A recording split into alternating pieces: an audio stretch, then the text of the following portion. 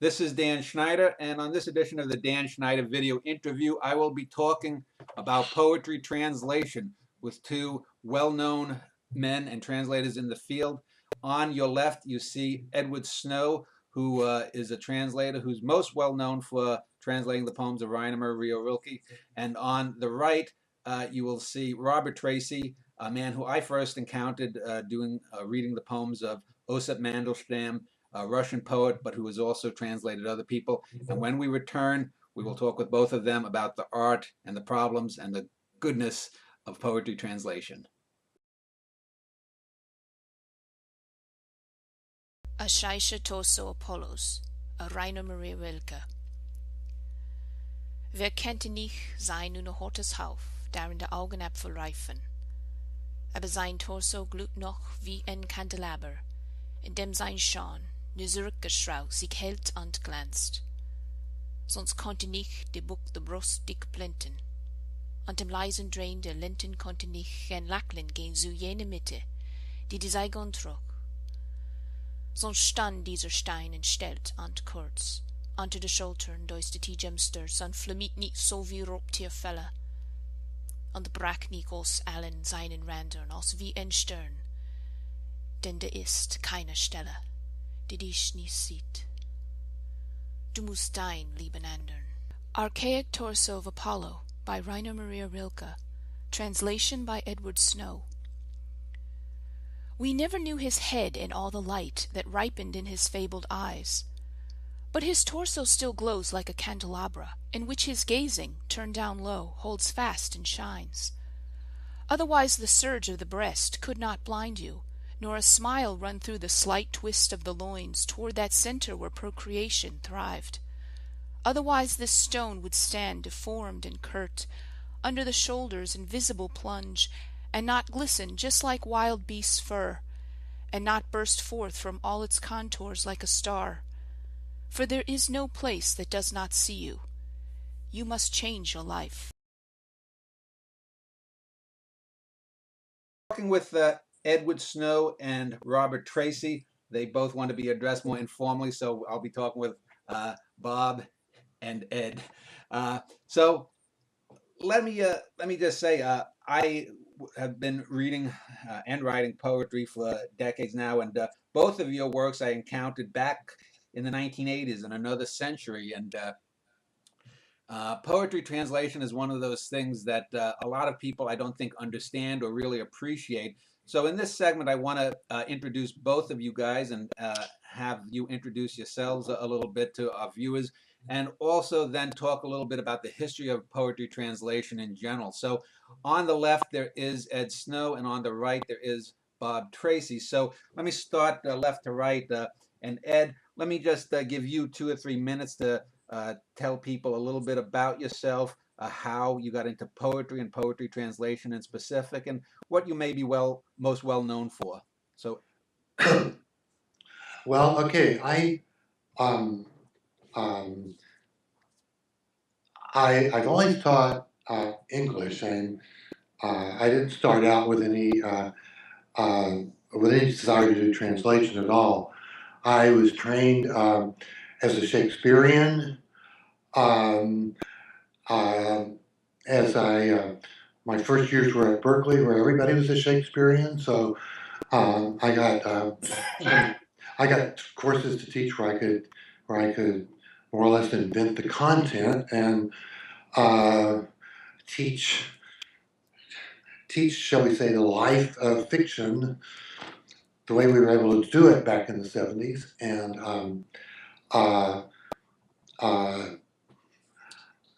two figures who just appealed to me for what felt like the same reason, although I didn't interrogate or theorize that reason, were the painter Vermeer and the poet Rilke. So at the same time, I just got involved in fiddling around with Rilke translations. I was writing a book on Vermeer, this all the time while I was teaching courses in Shakespeare and expected to come up with a book by Marlowe. As far as kind of how I got interested, as usual, with me, it's less a getting interested in an activity than with a particular figure, the particular works of a particular figure. Um, it wasn't so much translation that got me started, the art of translation that got me started, but the figure of Rilke and the poetry of Rilke, which I would teach in translation. And of course, like everyone else, feel at certain moments in the translations I was using that something was being missed. And just started fiddling around, and fiddling turned into the last 20 years of my life as I've translated one book after another of Rilke's. The same thing happened. Rilke and Vermeer were very much to me figures that my interest pursued along parallel paths. At the same time I was doing this, I was writing a book on Vermeer. So I'm a teacher of English. Probably the thing that connects everything I do is a commitment to close reading. I mean, close reading, and talking about Vermeer completely in terms of visual details, and then translating, which started feeling more and more to me like the close reading. So that's how I definitely come to translation as trained as a literary critic, and committed to what now seems the old-fashioned art of close reading, as it were. Yeah, that's an interesting connection you make between Vermeer and Rilke, because I've often, in the back of my mind, when I'm reading a poem, I get images that are very Vermeerian, and other Dutch masters. Rilke has these moments in the best translations. I read a little bit of German. My last name's Schneider, so I was raised in a German household. But he has these intense moments, but it's often the things that make his greatest poems are the things and the spaces that are left out. And of course, with Vermeer, that's the same thing visually. It's the gaps between the figure and maybe something on the opposite side of the room. So that's a very interesting connection. Actually, go ahead. No, go ahead. I'm done. I never thought of the connection between them in that way, although that's fascinating to think about. But certainly the sense of, I hate to fall back on terms like depth. Yeah. But because all great poets and painters are deep, but Rilke and Vermeer always seem to me to be exploring the same depths, trying to get the same depths, kind of unobtrusively into play. We had a little video difficulty there, but I got Bob Tracy back online. So let me turn to you, Bob. We just heard Ed talk about his introduction and his interest in poetry translation. Let me ask you to tell our viewers a little bit about yourself, your interest in writing. Well, like Ed, I'm a professor of English. That was my primary activity. But I went to a Jesuit high school. Was mostly, I got into the idea of translating, dealing with other languages fairly early. What sent me to take the idea of translating seriously was a course that I took as a graduate student at Harvard. My degree is not in English, but in comparative literature. And I worked with English, with French, and with Russian.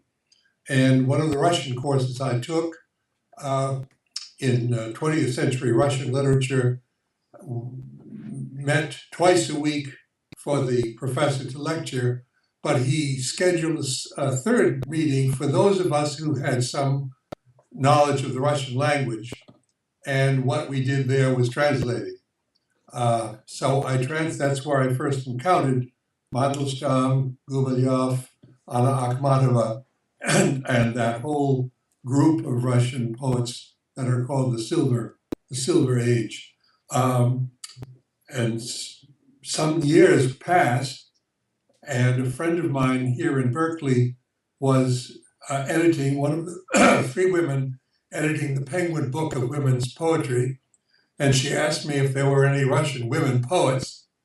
And I said, yes, there is, especially Anna Akhmatova. Well, will you translate a couple of poems for us? Sure. And I did. And it was a long time since I'd done any translating, but I kind of took to it. I said, this is something I'd like to do. But I'm not talking about Irish poetry. Hold up. Go ahead. Where was I? You're talking about the Russians. Translating on Akhmatova. And I did translate a couple of poems. They were in the anthology that I worked for, but I thought I'd like to do more of this. And the second feeling that I had was, these poems are for a woman to translate. They're so very intensely a woman's point of view. But there was Mandelstam, who was her close friend and contemporary. So I thought, let's take a look at Mandelstam and see what I can do with that. So I translated Mandelstam's first book, which was called Stone, published originally in 1908. And there were 80, when it grew, he added to it.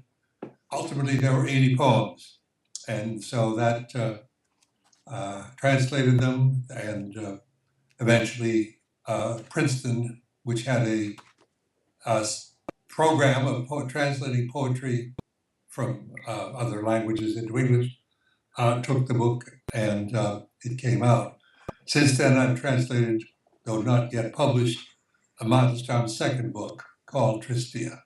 And kind of having caught the bug, I've done a little bit more. I've translated, with considerable help from the poet herself, some poems by a very gifted Irish poet named Nuala Nagonal, who writes in Irish. Oh. And I've even ventured into translating a little from ancient Egyptian, from the Book of the Dead. So, well, that leads into my one of the questions I was going to ask. First, I was going to ask that if you translated other than Russians, but since you've translated now Egyptian and also from the Cyrillic language, and also Irish, what do you find easier to translate? Roman alpha languages or non-Roman alpha languages? Is there more leeway if you're doing a Cyrillic language that most Western European peoples couldn't read? Do you have more freedom, or do you find, which do you prefer and why? I don't think you have a lot of freedom. The Cyrillic language is not a problem because, as I said, I was exposed to Greek when I was in high school, so the Cyrillic alphabet close to the Greek alphabet, so that was that's not a barrier.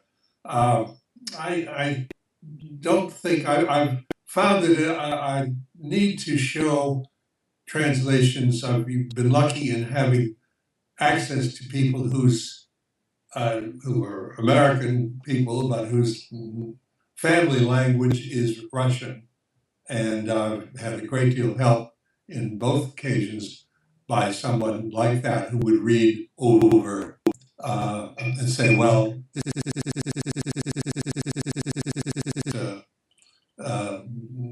not quite the right way of saying this.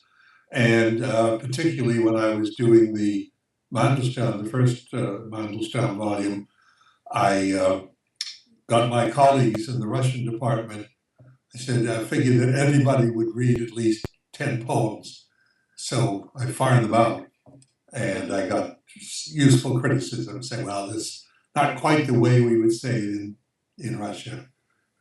So I did have some coaching, I guess you'd say. How about you, Ed? Assistance. Okay. Ed, hold on. How's that again? It says, again, your video is turned off. Yeah. Can you turn it back on? Let's keep it. I'll just keep it running here. Hold on. Okay, it's coming back up. Is that it? Yeah, it's coming back up.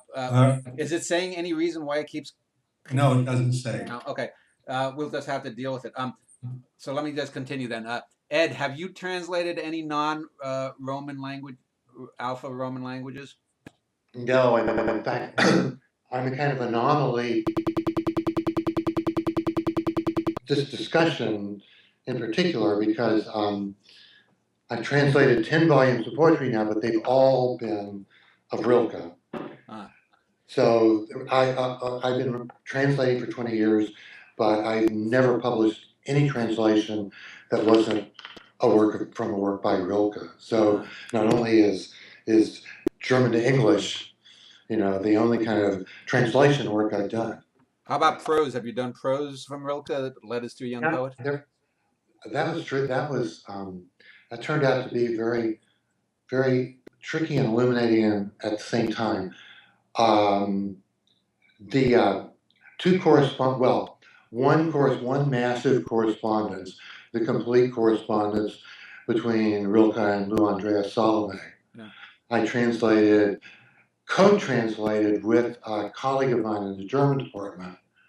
And then Rilke's 3 early diaries that Luke assigned him to do at the turn of the century. I also co-translated that with my colleague Michael Winkler. It's funny how on the one level Rilke's poetry is so much more complex and full of conundra than his prose, and yet I felt completely capable of taking on Duino elegies by myself. Yeah. When I suddenly had a big mass of prose, I just intensely felt the need to be co-translating with a native speaker. Okay. Bob, you flipped out there, but you came back video-wise. Have you done I think you said you've done prose translations as well, have you not? No, I don't think so. No. Okay. Because I was going to ask, especially in Russian, there are a lot of people who have translated Russian who hate the Constance Garnett translations of prose fiction, and I was just wondering if you had any thoughts on that yourself about specifically Garnett. She's probably the most well-known translator from the Russian, Tolstoy and Dostoevsky and all. Well, yes, Constance Garnett translated everything, practically, and she did know Russian very well. Any time I've taught Russian literature in a class, I've always chosen some other translator. So at the moment, I've very recently taught a freshman seminar in Crime and Punishment, and I used the Pevere translation, a very recent one, which I think is very good. Okay. So no, I've always used the different translation of War and Peace, which was approved by Tolstoy himself. He knew English himself pretty well, and he approved of the translation. So I'm afraid I don't think very highly of. Constance Garnett did introduce Russian literature to the English-speaking world, but I don't really find that a lot of her translations sound rather the same. Okay. The writers who are very, very different. Yeah.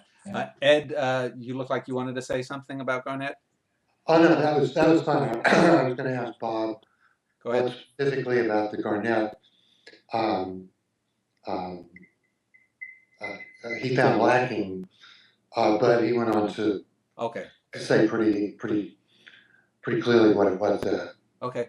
Well, let me ask you, Ed, regarding Rilke, because one of the things I've often found is that oftentimes I've read people who are great prose writers write poetry, like a Eugene O'Neill, who I last month did a show on with 3 experts on O'Neill, and his poetry is not good. And then you have people like Whitman or Rilke who wrote great poetry. And I think, like, if you look at Specimen Days by Whitman or the Letters to the Young Poet by Rilke, they are so far beneath the poetry. And I was wondering if, since you translated both of them, if you had any thoughts. Well, one, do you agree to me that Rilke's poetry is far greater than his prose? And if so, what do you think accounts for that? Do you think there's simply people who have a prose mind versus a poetic mind? Well, Rilke would kind of be the be the counter argument to that.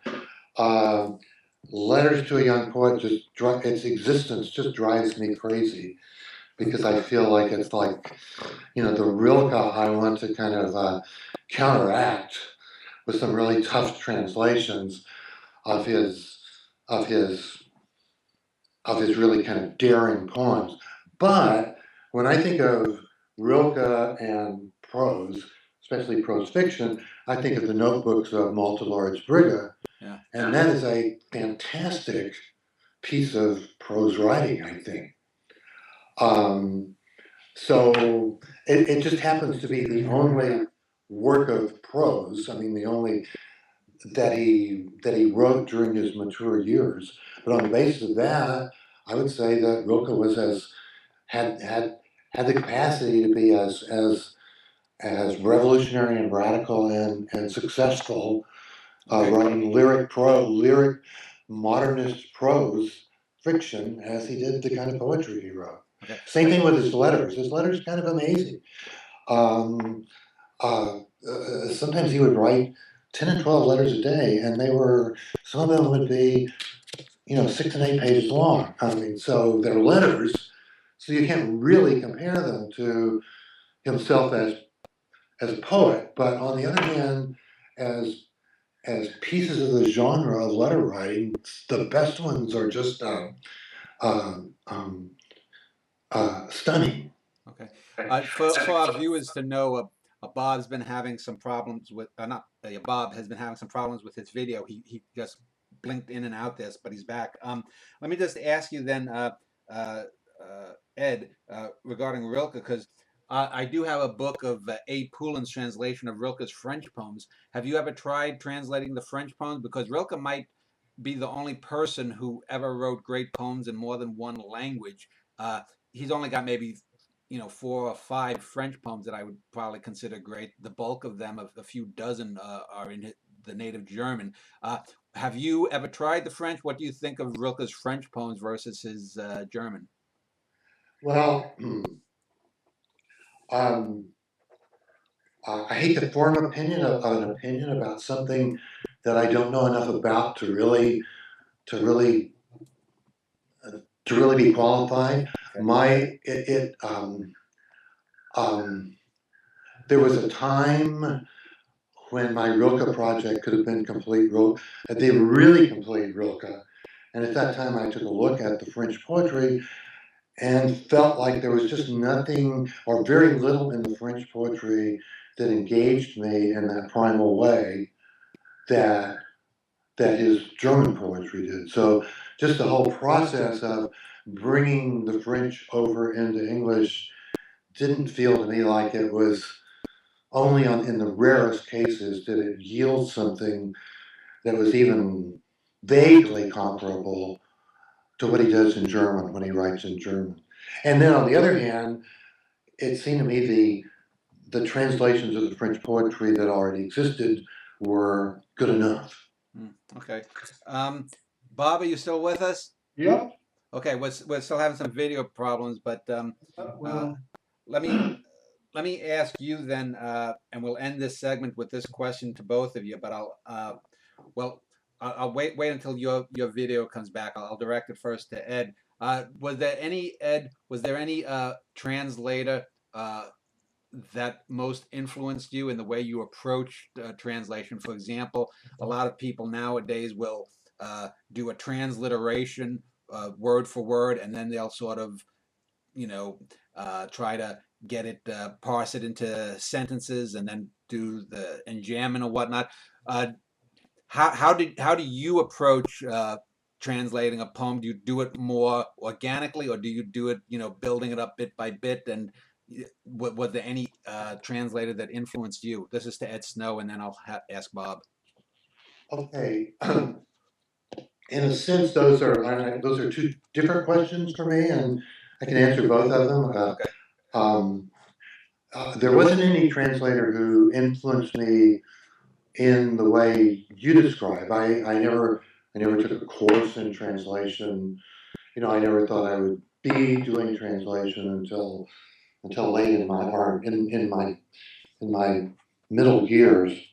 I suppose the translation that triggered me, that really made me start experimenting with the possibility of what I could do with Rilke's German. And this is probably true for a lot of other post 1984 translators of Rilke, was of course Stephen Mitchell's great Selected Rilke. Yeah. There, I started reading translations of poems that I was always had to read it in Leishman or McIntyre, where the only conclusion I could draw was that it was just completely futile to try to translate Rilke into English. Reading Mitchell, it was suddenly the ball game was completely different because there not only was he wildly successful, but suddenly the possibility, it was a real, living possibility, and then it just became a matter of reading Mitchell very closely over against the German, kind of seeing what he was doing, where he was kind of taking sorts of where his philosophy of translation, tacit formula translation, seemed to be verging from what mine was. So then it was, first of all, being inspired by Mitchell, and then kind of feeling over against what he was doing. Was it possible to do something a little bit different, a little more stringent, maybe a little darker? So in both those senses, he's been certainly the biggest influence on me. Well, yeah, and Mitchell's Rilke translations came out maybe a half a decade or more before yours, and generally you and Mitchell are considered the top two Rilke translators of the last 30 years or so. And the difference that most people point to is that Mitchell will sometimes insert words that weren't in the original to get the feeling, whereas you're more faithful to what's there, and so that's a good comparison. Yeah. Of course, all of us do that at some point at crucial moments. And that's one of the things you have to even if you want to be, which I do, is as quote faithful to the German as possible. But that's infinitely problematic, because sometimes to be faithful to what you really feel, to the kind of core moments in the poem, you have to kind of invent something. If you just do the literal translation of the words, you get something completely dead, right where the poem really comes to life. I do think that Stephen is the last thing I want to do is I very seldom do. I'm glad to be here. I very seldom do dialogues like this, because I've spent my whole life not saying anything about other translators, but there do seem to be moments where you can either it's a crux of the poem, and you can either go in the direction that will make the poem, shall we say, reader friendly, Yeah. or you can push it in a direction where it becomes strange. Okay. And I guess I feel like maybe I'm more interested in preserving all that strangeness in Rilke. Okay.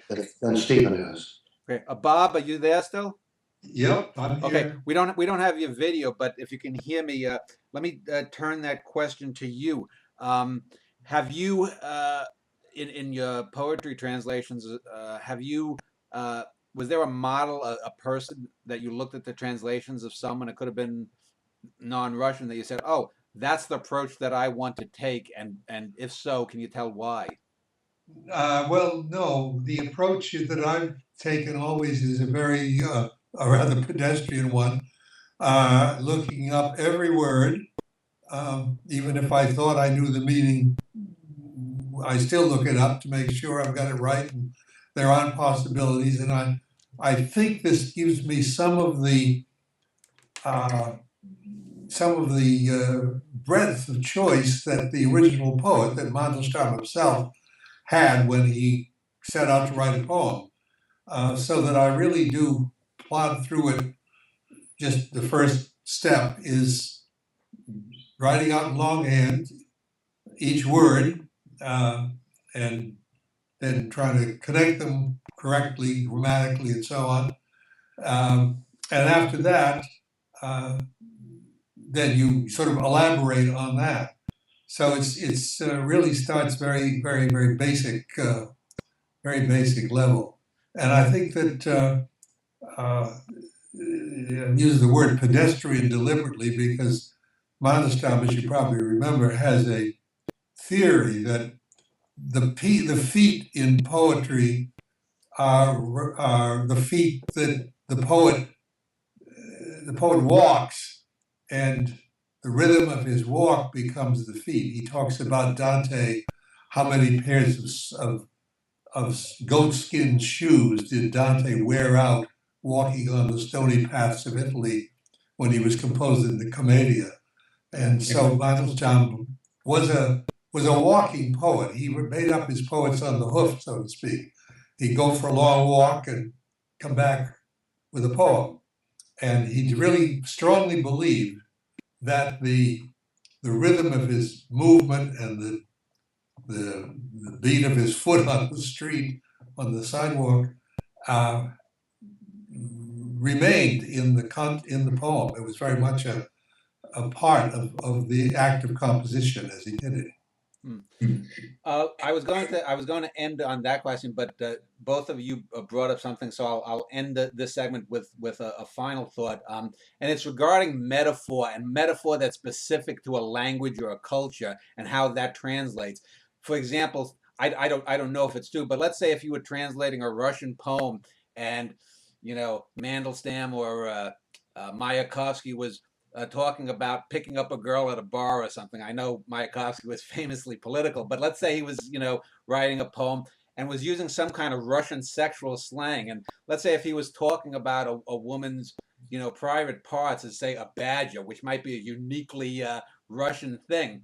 If you don't know that slang or that metaphor is used in that language, and you look up the word and it says, "Oh, badger," you're not necessarily going to get that connotation unless you really speak the language.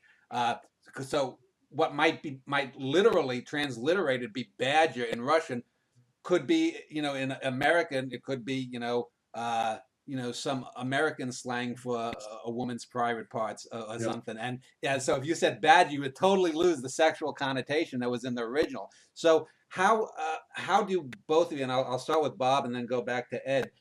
So how do you handle those metaphoric things that are unique to one language? Do you stick with the more faithful rendering, or do you say, well, that would be said in this way if I'm translating it into English? Bob, if you want to go first. Yeah, well, there's an example of that in one of the Mandelstam poems I worked with. He uses the word Yaponets, which in Russian means a Japanese person. He's describing a bar that he went into, a rather shabby, shot-down bar. He said it was, all sorts of weird people are in there, Japonettes, people of no account, something like that. And I said, what does that mean? I mean, this is early in the 20th century. There weren't a lot of Japanese people in Moscow or Petersburg. In fact, they were at war with the Japanese. Yeah, I was just going to say, the Russo-Japanese War. And I was lucky to ask my friends who in the Russian department, no, they never heard that word in any other context except his literal movement. Finally, at the time, Hleb Struve, who was not quite a contemporary of Mandelstam's, but was a retired member of the Berkeley Slavic department, and who had edited the Russian text that I was using and was very generous about letting me use it. And I got in touch with him, called him and said, or gave him a list of little questions. And he said he never heard Japanese either, for meaning anything other than a Japanese person. So it's one you sometimes give up on. You just say, well, it's whatever it meant to. Maybe he just meant strange people that he didn't recognize. You can't, it doesn't give you anything as exciting as if he'd suggested the kind of private parts idea that you mentioned. Yeah. So How about you, Ed? Have you encountered that as well? Well, Rilke presents that problem probably more than most great modern poets. Um, Part of his magic is the way he can balance on the high wire between a formal address and just and conversational closeness. But he's rarely idiomatic in that sense. I think that's why so many people think they can translate Rilke and want to translate Rilke and have a translation of the Sonnets to Orpheus on their computer somewhere. I can't tell you how many people have come up to me and say, "God, I love your translations of Sonnets to Orpheus. Would you like to read mine?" What he does have though is he will play that, and probably this is me as a kind of literary critic, close reader, kind of the way this is the way I read language, and but he'll use a phrase that that challenges you because it seems to demand that you understand it in its formal sense, but then it seems to demand that you understand it in its idiomatic sense also. And it's bound to be a kind of complexity that a sensitive, tuned in German reader is going to encounter in the German. But then when you're a translator, you have to try to figure out which direction do you go in, and can you go in both at the same time.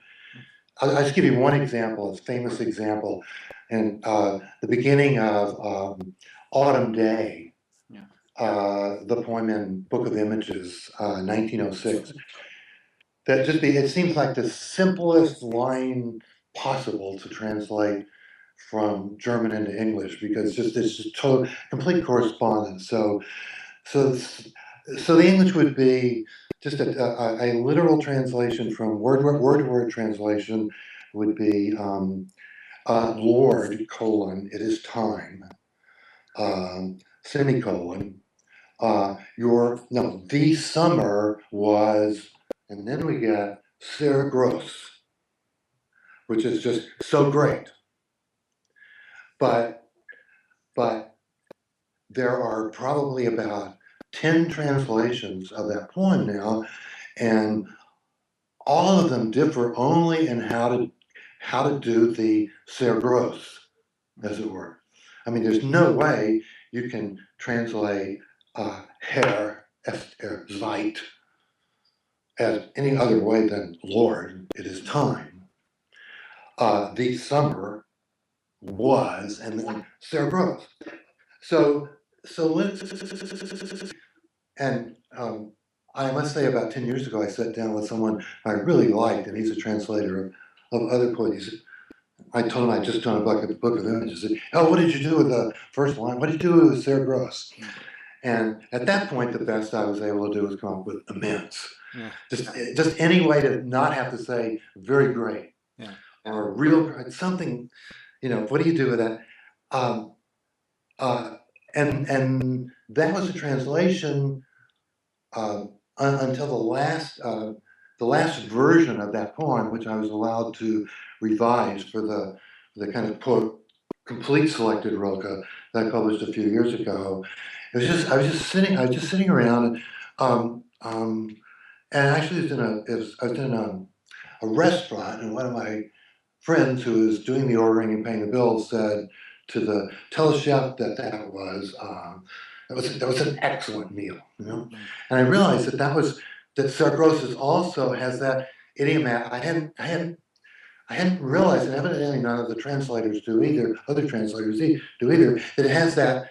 In other words, if you're in a restaurant and the chef gives you a steak that's better than you've ever had before, you just say, that was sehr gross. That was brilliant.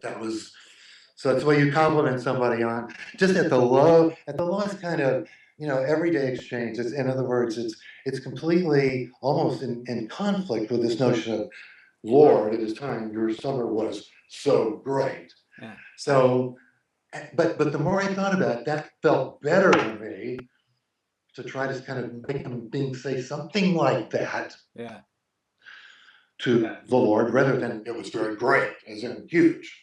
And I think there's one translation on the internet that says, Lord, it was a great summer.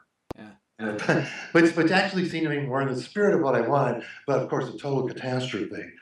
So I finally, and these are the things that kind of, if you're a certain kind of translator, these are your little epiphanies, not when you do something very large, but when you finally solve one of these little inconsequential moments. And so the current translation says, Lord, it is time, your summer was superb.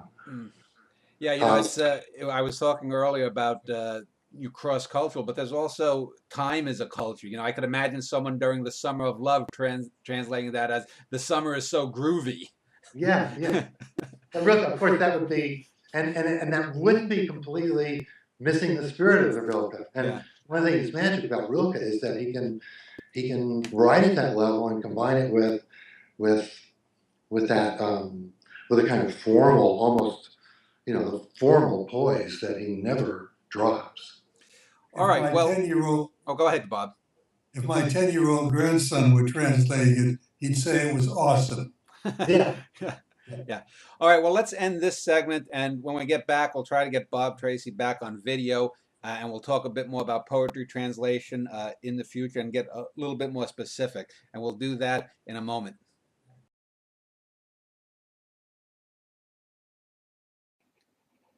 Schwarze Katze, Rainer Maria Rilke. Ein Gespenst ist noch bei einer Stelle, dran dein Blick mit einem Klang stoßt. Aber da in diesem schwarzen Felle wird dein Starkstes schon aufgelost. Wat entel bender, wenn ihr in Wolster, Raserei in Schwarzes sanft, Jallings en ben behenting Bolster, eine Selle auffort und verdampft. Alle Blicke, die sie jemals treffen, scheint sie also an sich zu verhellen. Drobe drohend und verdrossen, so schon und damit du schelfen. Doch auf einmal kehrt sie, wie geweckt, ihr Gesicht und mitten in das deine.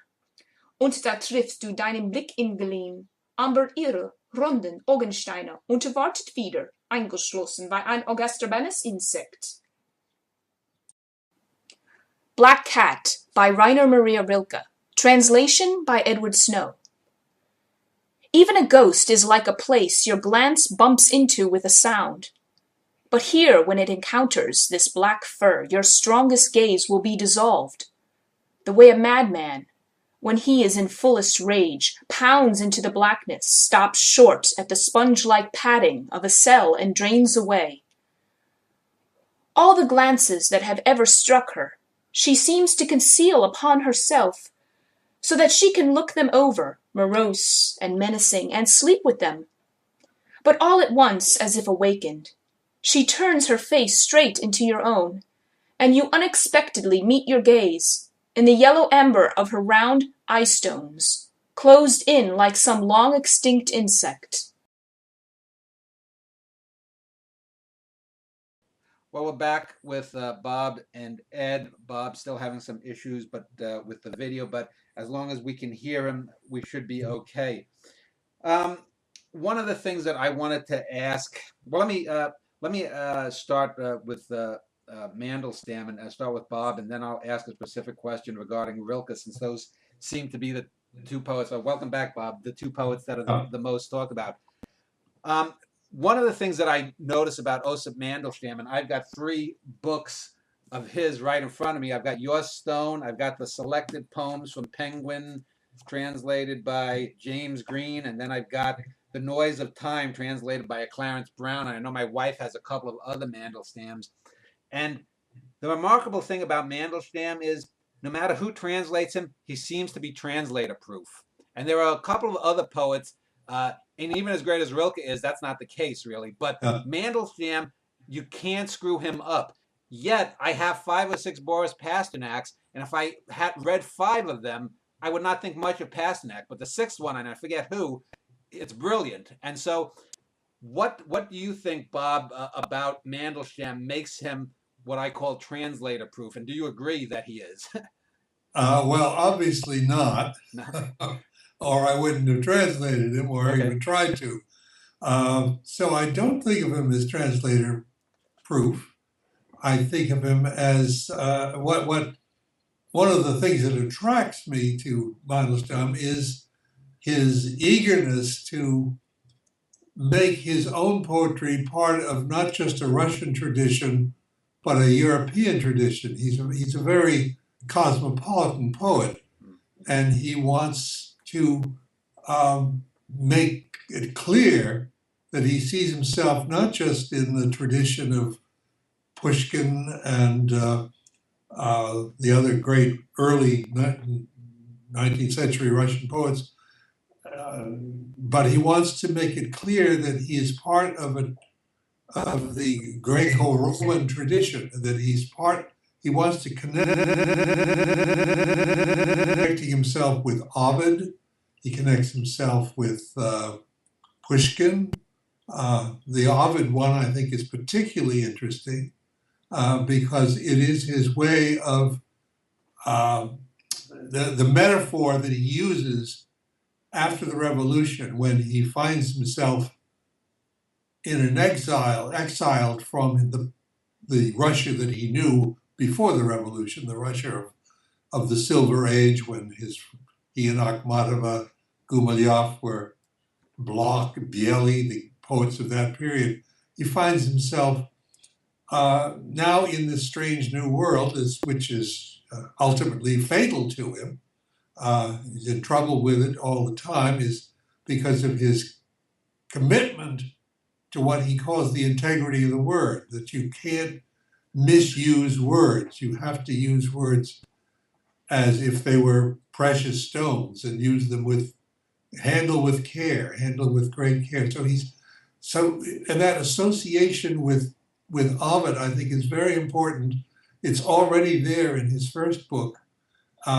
And he's comes to identify not only as, remember that Ovid was exiled by the Emperor Augustus from Rome, sent to Scythia, a very savage place on the Black Sea, and that's where he spent, after he was exiled, that's where he spent his time. And in his, the reason he was exiled, Ovid himself tells us, was for two things: Carmen et error, for a song, or a poem if you like, and a mistake.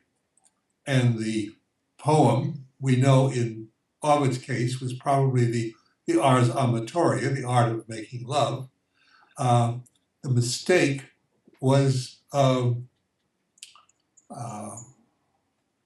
challenging Stalin by writing a poem about Stalin, in which he talks about how Stalin's voice drowns out every other voice in the Russia of that time, that only what Stalin says can be heard. So he's standing up always for the integrity of the word. And one could say that he died because because that poem that he wrote and read to a few people, one of them betrayed him by reporting it to the authorities, and that seems to be why he was arrested at the last moment of 1937 or 36 or 37, and as far as we know, died in a concentration camp in 38. So he was very, very committed to the sacredness of words, that you can't change the meanings of them, you can't fool around with them. You treat them as if they were sacred vessels or sacraments, something like that. Just for historical accuracy, was it a concentration camp or was he in a Soviet gulag? Well, it was a Soviet gulag, Okay. yes. Yes. Okay. It wasn't the Nazis were involved. Yeah. It was, Let me just ask you, and then I'll transition over to Ed with a segue. even with a great poet, there's going to be average poems, good poems, and then the great poems. Do you find yourself that it's easier to translate what's generally considered a great poem or a mediocre poem? Do you think when you come upon a poem that you've read others translate, then you say, well, that's not the best one, that I can somehow bring more to it? Or do you get intimidated by a great poem and think, well, I'm not going to, measure up, Bob? Is this a question for me? Yeah, and then I'll ask the same of Ed. Okay, yeah. I think I think you get more excited. Some poems are more interesting than others, more or better than others, if you can say better or worse. So I think the poems that I am attracted to, and probably handle most lovingly, are the ones that I do think are greater than the others. For example, in Mandelstam's second collection, Tristia, there's a poem called "The Man Who Finds a Horseshoe," and I think it's a wonderful poem. It's a long poem. It's got a great deal of reference in it, but it's one to me a high point. There are poems in Stone that are the same way. The poem about several of the poems about Ovid, poem about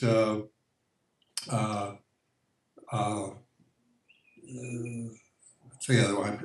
I'm sorry, I blocked on the other one. The poem about the Iliad, about falling asleep reading the Iliad. So I think that these are they stand out for me, and they're the ones that I approach with, I guess, with a greater sense that they're sacred than if I were than just the occasional poem that seems to be like comparatively slight or run of the mill. Okay, Bob. All perfect. I'm sorry, Ed. How about you? If you have, one of the lesser sonnets to Orpheus, or you have the Swan, does one of them fit more up your alley? Does one intimidate you more than the other? I don't think Rilke has ever intimidated me. I was reading an interview with Gregory Rabassa, and was consoled to hear him say that he thought translating really good it was either he thought translating great poetry was easier than translating bad poetry. I think that's the way he put it, because that's how I always felt. One of the things that really kind of enabled my Rilke project to take off was that in a context where everyone was still doing selections, I decided to do complete books. So I did the complete books, complete first book of the new poems, and then the complete second book. So I didn't have the luxury of selection, and I must say that there are. It's amazing to find a book of poetry with 80 poems where maybe 60 of them you would call great or very good poems, and you've only got 14 that you wish weren't in there to deal with. But with Rilke, yes, there are some poems that seem to me so bad that then as a translator, you feel suddenly becomes your task, your obligation to make them not so bad. And the harder you try to make them not so bad, the worse they get. And you wind up feeling you produce something in translation that's even worse than what's there in the German. And I pondered many times what makes this the case. I'm not quite sure. Whereas some of the poems like the Swan, or even Orpheus, Eurydice, Hermes, it's hard to translate that poem badly. I mean, and I don't know whether this is a thing that's uniquely characteristic of Rilke, or whether it's always the case. But great poems tend to be easier to translate than bad poems. Yeah. You make a good point, Ed, because I know when I've read, and I was going to get into it, before Mitchell and you came along with Rilke. I've got the M.D. Herder Norton, the McIntyre, and a handful of other people from the turn of the century and whatnot, and reading them against, say, Mitchell's best translations, your best translations, you can see images. You can get words that are just clunkily phrased, but the images they evoke are great, and they draw you in. But you're like, God damn it, they just didn't phrase that well. They didn't get. And it's sort of like if you're listening to, say, the greatest piece of music by Mozart or Beethoven, but you've got bad headphones, and you just wish you could get some of that static out. Is that what you're trying to say? Something like that? I never thought about it that way. Um, let's see, what was I? Yeah, I've been reading some poetry interviews lately online just to catch up with this. I think this is from a William Weaver interview. He said someone once told him that take your translation and shake it, and if it rattles, you need to work on it some more. Or maybe this was somebody talking about original poetry. So that your sense about getting the noise out of it is one thing. My sense is that, but kind of what you mentioned is a little kind of veers away from this issue of what's possible with poems that you feel are special, that are among the best poems your poet wrote, and the ones that you just feel. I mean, I'm sure you feel the same thing if you read if you were German and you were translating a volume of Wallace Stevens from his middle period. Yeah. Except probably the ones you wished you didn't have to translate would be a greater majority, right? But there would be some there that would be brilliant and necessary, and my sense is that you would probably translate them more easily as well as more beautifully. Bob, you look like you were ready to jump in to say something. Go ahead. Well, I agree. I totally agree. I think the poet is at least as coming to it as a reader and as I suppose a critic, say really he's really doing his best on this one, and he deserves the best response that I can make to this wonderful poem. So I do. Yes, I think that I think the better poem brings out the better in us as translators. Let me step outside with a question that may at first seem out of left field, but I think really though has some relevance. And one of the things that I know that great artists often say is that it just came to me. I call this the divine inspiration fallacy. Greatness, you're going to have to work at it. All right, let me rephrase the question. I was going to ask a question that seemed a little out of left field, but I want to sort of bring it back to translation. I had mentioned what I call the divine inspiration fallacy, where a lot of great artists will say something just came to me, whereas I believe it also takes a lot of hard work. You can have all the great talent in the world, but if Beethoven didn't practice, he wouldn't have been Beethoven. In the same vein, in trying to get artificial intelligence, a lot of scientists have abandoned just playing with mathematical formula, and they've tried to put artificial brains inside of creatures that could grasp and hold things. And how I find this metaphorically relevant to translation is that I'm wondering if translator needs to get inside of a poem, to get inside of the original poet. For example, if you're translating, I know Ed has only translated one poet, so maybe it's more relevant to Bob. But if you're translating Akhmatova versus Mandelstam, do you get a different sense of a feeling? Do you see things in a certain different way when you're doing one poet's poem versus another? Do you feel certain inclinations, Bob? Well, in the case you mentioned, yes, I certainly felt after translating 2 or 3 Akhmatova poems that this is an intensely feminine sensibility.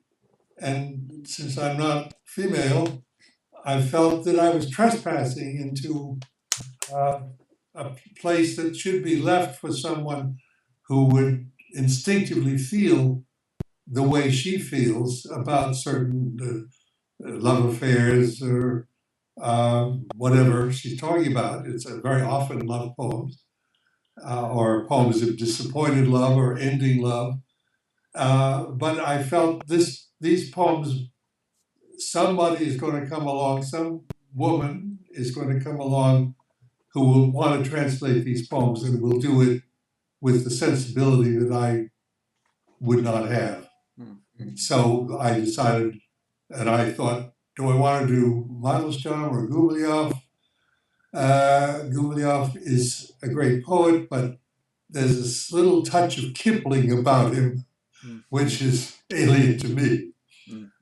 So Mandelstam I felt much more sympathetic with, much more in tune with from the very beginning. Now, Ed, you've only done Rilke, but do you find that when you are in that translation mode, that you think or you encounter the world, you see things, you have a sensory perception is any different than you do as Ed Snow, perhaps?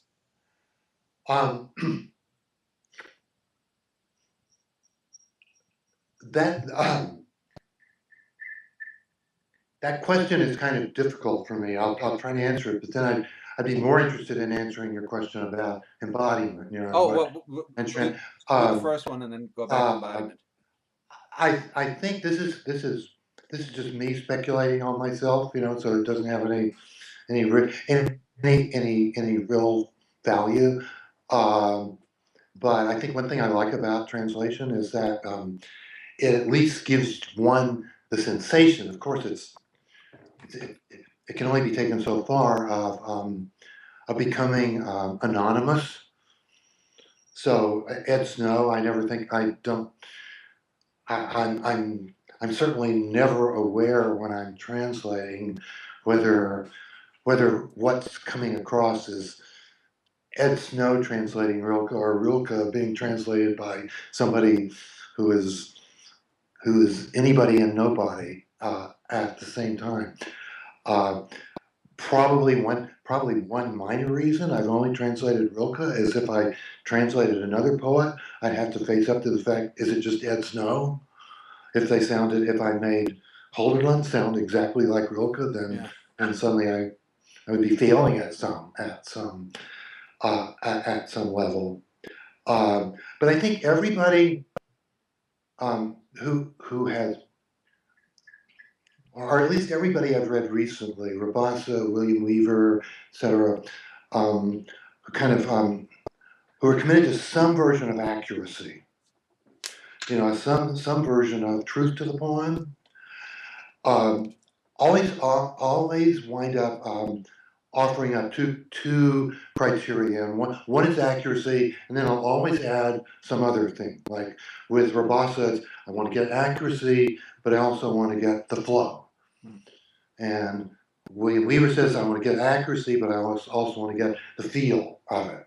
And so now, how you get the feel of it, and what you do as a translator to get the feel of it or get the flow of it, I don't think you can kind of be thinking about that while you translate consciously, as well.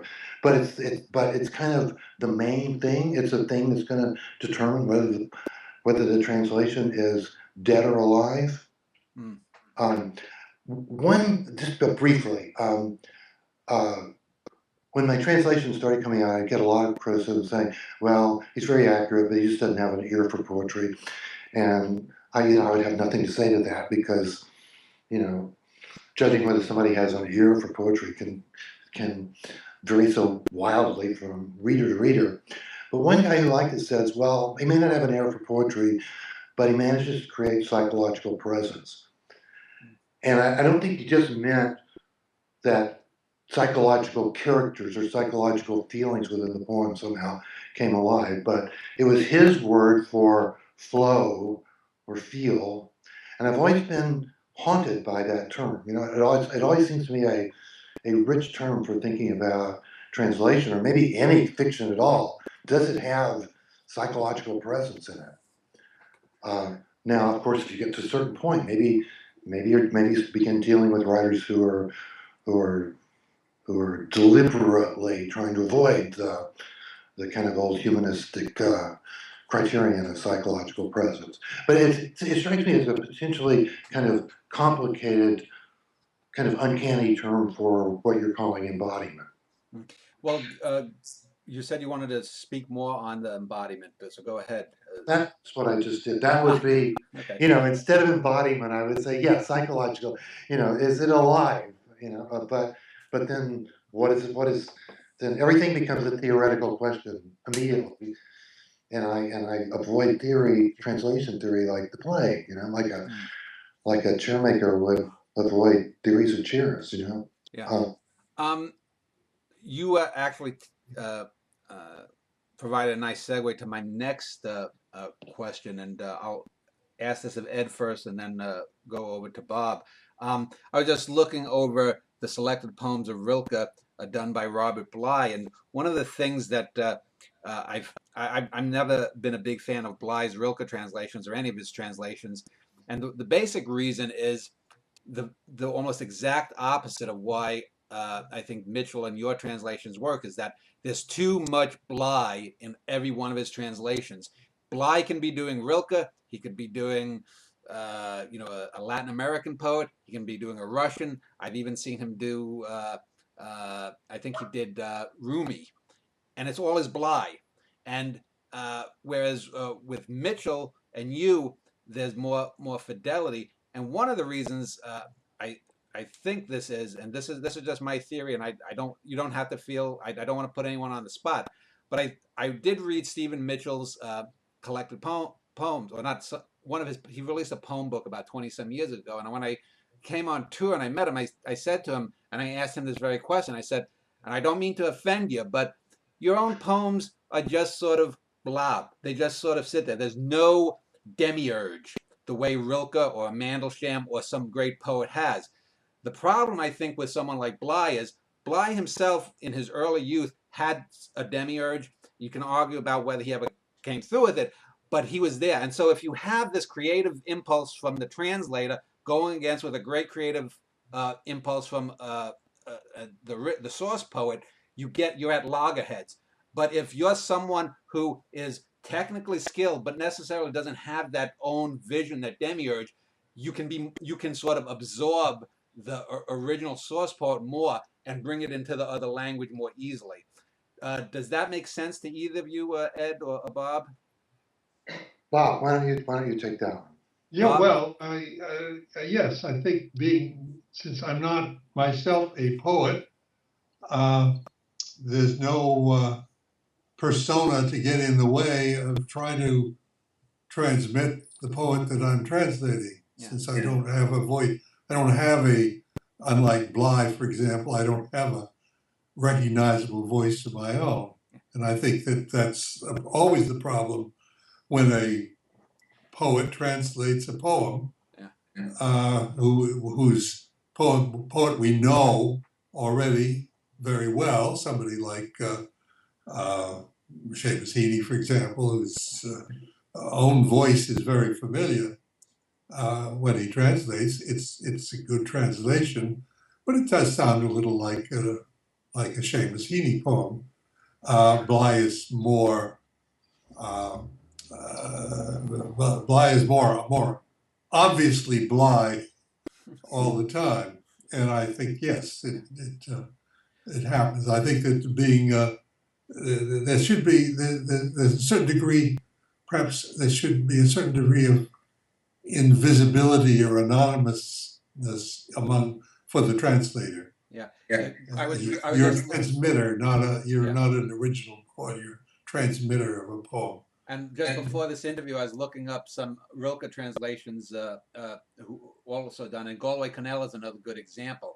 His translations, whether he's doing Rilke or other people, are always Connellian. But Ed, do you have a comment? Well, yeah, it's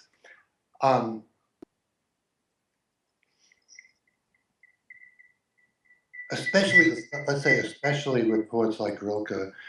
I think as a translator, you feel like one of the essential things that you need to try you can't be thinking about it, but you can be hoping that you're succeeding in it is conveying some sense of the voice, but not a voice like the one I'm using now. It's so Rabassa would rather call it the flow, and Weaver would rather call it the feel, but as you translate, you feel it's kind of quintessentially Rilke, right? But it's not, and so yes, anonymous, self-effacing, but yet, the kind of the kind of hope that you entertain as your folly is that you are actually bringing Rilke across, into the English language, that somehow, in some way, people are hearing Rilke, which of course, then, I mean, it's a completely unsupportable claim or even desire. So I'm just saying it now, to between the three of us, but I think every poet really wants to feel that success would be to feel that somehow the poet he or she is creating is really vibrantly alive in the new language. Let me just ask maybe this final question in this segment, and then we'll come back and we'll wrap up the interview with giving you both closing remarks. In the 21st century here, I should say, I mentioned earlier how, every 20 or 30 years there seems to be, at least with great poets, new translations. I mean, how many times have the Iliad and the Odyssey and the Aeneid been translated? I mentioned Constance Garnett, and certainly the Russian prose masters are translated every quarter century or so. Marcel Proust has been translated a number of times with each generation. Do you think that that's necessarily a good thing? I mean, do you think that, say, in 2030 or 2050, if a new translation of Mandelstam, of Akhmatova, or of Rilke comes out, will that is something lost by trying to, quote unquote, bring it into the next century or bring it to a new generation? Is that too much of a striving to make something relevant when maybe part of its greatness is rooted in its time and place? Either one.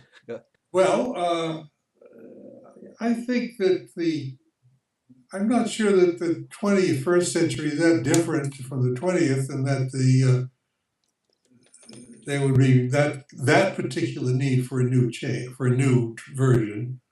If somebody is moved to write a new version, to prepare a new version, as Ed was to prepare Rilke, as I was to prepare Mandelstam, it could happen any time, and I don't think it has much to do with its change from a 20th century sensibility to a 21st century sensibility. I think that there will always be people who say, I can do a better job. And they may be right.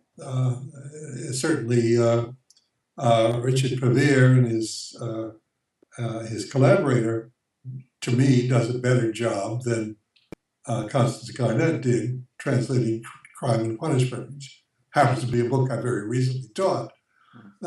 So I've been very enmeshed in it, and really checking from time to time at any passages that needed some, and I needed to look at the Russian to say, is this really what it says? And usually it really is what, I say, yeah, okay, didn't sound quite right to me, but that's the way it is. That's what the text says. The thing I found very interesting about doing that was to realize how a very simple thing, and I think this is curiosity of translating, a very simple thing is that in Russian and in French, and once upon a time in English, we had a singular, a second person singular. You could say thou or thy. Now you can't say that anymore. It would be ridiculous. In Russian, you still say that. And just working through Crime and Punishment, when somebody uses the second person singular, which is the intimate form of address, The variations of that are fascinating. They go up and down. If you remember the novel, there is a very angry scene between Raskolnikov's sister and the evil Svidrigailov who would like to rape her.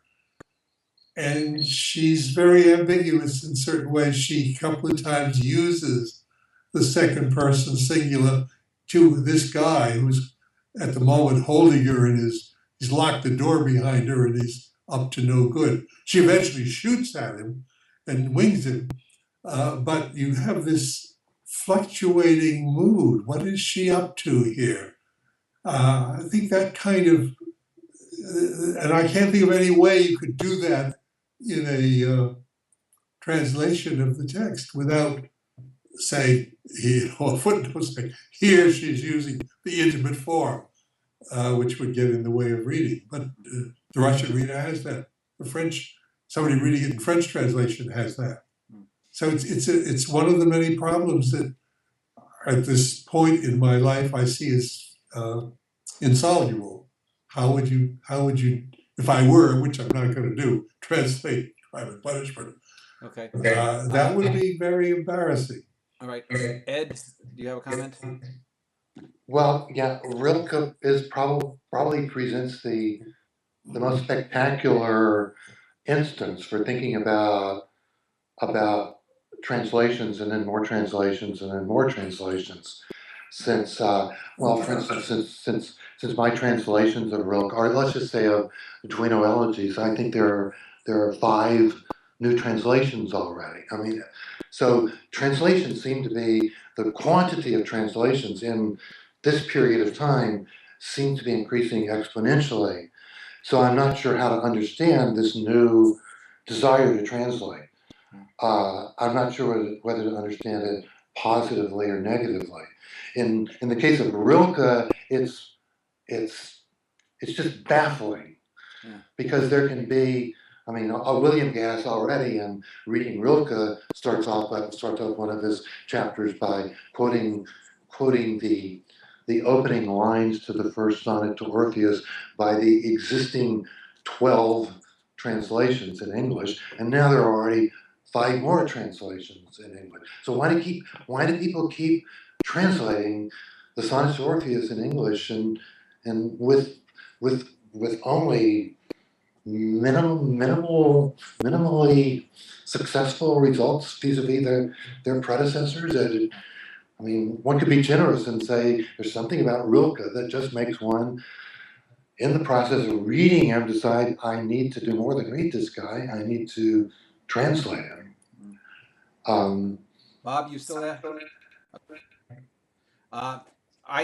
My guess would be, as someone who spent many years going to poetry groups and running poetry groups, I think a lot of people, a friend of mine once said, let me put it this way, that the reason people want to be poets is because you just need a pen and a paper. You know, you don't need to buy an easel. You don't need to buy a big piano to compose stuff. You just pen and paper. I think a lot of it has to do with people just wanting to, you know, be able to say, oh, I translated Rilke. I think there's a cachet. Or I translated, I've known people who've done translations, say, of Whitman into different languages, into Spanish and whatnot. So I think there's a cachet part of it that comes with it. But Bob, are you still there? Yep. Okay.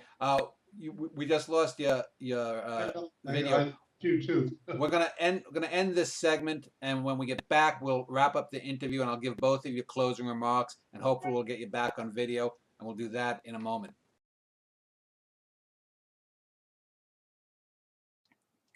Leichenwäsche, a Rainer Maria Rilke.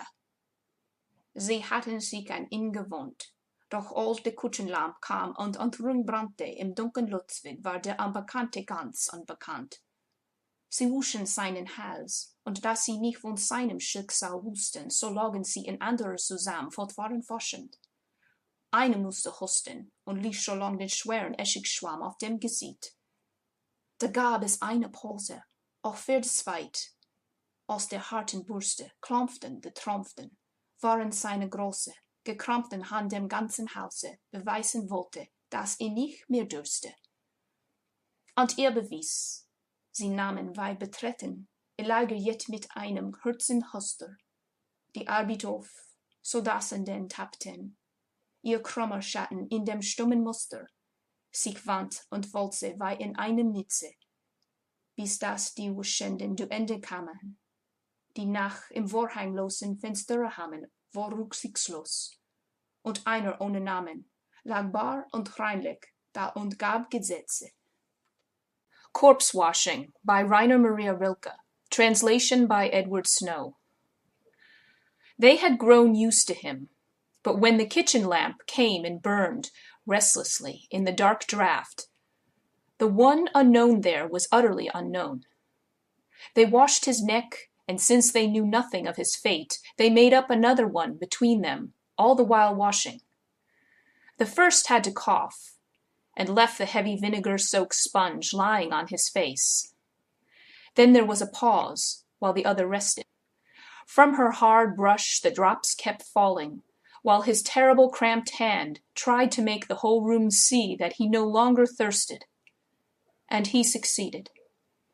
With a short cough, as if embarrassed, they took up the work more urgently, so that on the wallpaper their hunched shadows writhed and twisted in the mute patterns as though in a net, until the washings came to an end. The night in the curtainless window frame was pitiless, and one without names lay there bare and clean and issued laws. Well, we are going to end this interview with Ed Snow and Bob Tracy. I'm just going to give both of them just a minute or two to talk about what maybe they have coming up in terms of books coming out, or any other final thoughts they want to talk about poetry or translation. So let me start with you, Bob, since I've got your video. Bob, do you have a new book coming out? Any final thoughts? I don't have a publisher yet, but I have translated Tristia, Mandelstam's second volume, and I've published a few of them in journals, and I'm basically very satisfied with it. But as far as I can tell, Princeton is no longer interested in publishing poetry in translation, and my own university press is not interested in publishing anything to do with literature at the moment. So I haven't, if anybody suggests he does publish, I think Ohio State does, but I'm not sure. Probably some memoirs. What's that? Probably they're only publishing now memoirs of someone being abused by their Uncle Sven. Something like that, yes. So anyway, I do have a book in pretty much complete, but I haven't. I've had some ill health, so I haven't been pushing that. Well, anyone who's interested, they can contact Bob. If you look below this video, there will be a link to his page where I actually contacted him. Or if you're interested, you can always send me an email, and I can put you in touch with Bob if anyone has an interest in publishing the second book of Mandelstam's poem. Ed, do you have any final comments or a book coming out? Well, I'll tell you just briefly my current project. I thought I was finally finished with Rilke when I was able to publish The Poetry of Rilke. He keeps bringing you back in, like they said in The Godfather 3. He just keeps bringing you back in. But the one thing I left out of that was the long requiem to Paula Becker-Motor's song. I think most biographers feel is probably the woman that is at the heart of all of Rilke's grief. It's a great poem, but it's just Rilke's longest poem. And I've never been able to get any handle on it at all. No psychological presence. Patches of boredom with occasional flashes. So I kind of reconcile myself to just letting other people do their best with that poem. And then I sat down 2 summers ago, and it just bang. It just like It's never happened to me before. But suddenly a poem that was felt completely dead to me just came alive. And I know you don't like the demiurgical, theory of poetry, but all I can say was that every other time I'd sat down with this poem, everything I'd written had been even flatter than what I thought I was reading, and suddenly everything just click, click, click, click. So I've translated that poem now. It's the last poem by Rilke I have any desire to translate, and right now I have the desire of what kind of context to create for it. It's an incredible biography around it, full of mystery. So right now I'm kind of trying to figure out a way to provide biographical context in a way that will feel deconstructive to biography. Okay, well, let's end this interview, and I thank both of you for an enjoyable interview. By the way, I don't have anything against demiurges. I just don't like ascribing them to anyone other than the individual who's urging. If you enjoyed this interview on poetry translation with Bob and Ed, in a couple of days I will actually be doing another interview with a man named Harold Wright, who's also translated some Japanese poets and is also a storyteller. And tomorrow I'll actually be doing an interview with an expert on Genghis Khan and the Mongol Empire. So that should be interesting in the next couple of days. So again, I want to thank Bob and Ed. Thank you for your insights. Thank you for your contributions to translation and literature. And thank you for being on this show. Thank you very much for inviting us. Okay.